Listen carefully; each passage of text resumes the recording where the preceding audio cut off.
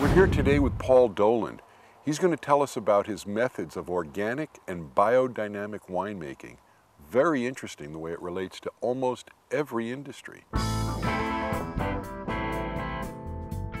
So here in Mendocino, I hear you're shaking the wine country up a little bit. Organic, biodynamics, I love that. Yeah. That's fantastic. Biodynamics has been around since the late 20s. Started by a fellow named Rudolf Steiner, who gave a lecture, actually a series of lectures. So he was looking for a way to naturally bring back in the life energy that we take from the soil as it is anyway. You know, farming's exploitive. Right. You know, we're extracting something from the soil in the form of a fruit or a vegetable. Good business means organic methods. We're seeing that it's possible for one little company, if you will, inside of this huge corporate world can make a difference. We use treeless paper, for instance. We use soy-based inks for all of the ink instead of the metals that are used in the process these days. We use biodiesel in our tractors. That's fantastic. As well as for all of our irrigation systems. We have a generator and we use a biodiesel to operate the generator.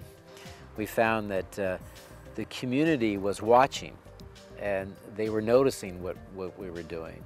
And of course, the broader community, the media was starting to notice as well.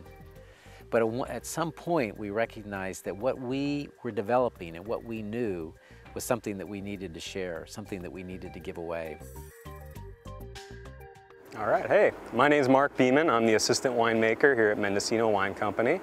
We brought in the Grenache from Dark Horse, and we actually brought the bins in, and Rafa, the guy that was on the forklift there, would dump the bins into the hopper.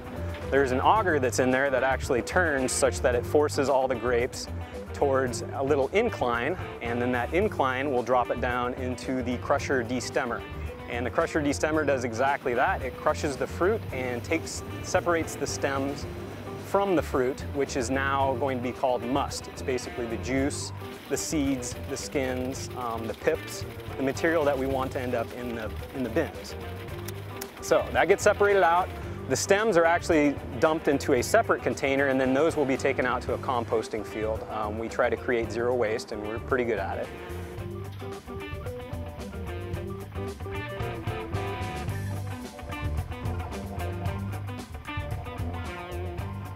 And those grapes and the skins and the seeds, the must, goes into several bins, and we filled up 3 of them. And each one of those bins will probably hold about 2 tons worth of material. And we'll put a cap on top of those guys. We'll let them set for a day or 2 just to let them get some rest. And then we'll actually inoculate them with a yeast after what is called a 2-day cold soak. So now we're in the cellar and the fermentations are going to be starting. For the yeast to work properly, you actually need to have a fairly warm tank or warm environment for the yeast to be happy in. Particularly with red wines, you usually want them around 80 degrees Fahrenheit. Fermentation for reds usually takes anywhere from 8 days to 2 weeks. And at that point, we kind of make a determination if we actually want to press the wine off of the skins or if we want to keep the wine on the skins to extract more of those flavors for a longer period.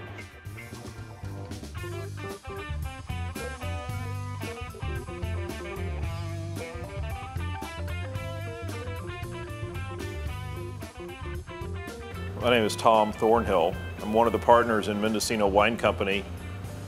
The Russian River makes up the western border of the property.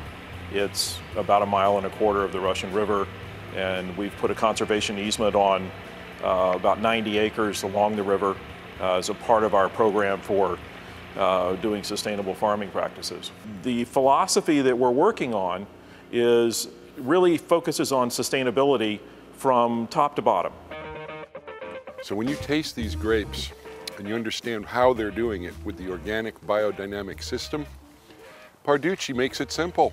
It's better flavor. And their commitment to the environment makes it a simple choice. And so delicious too.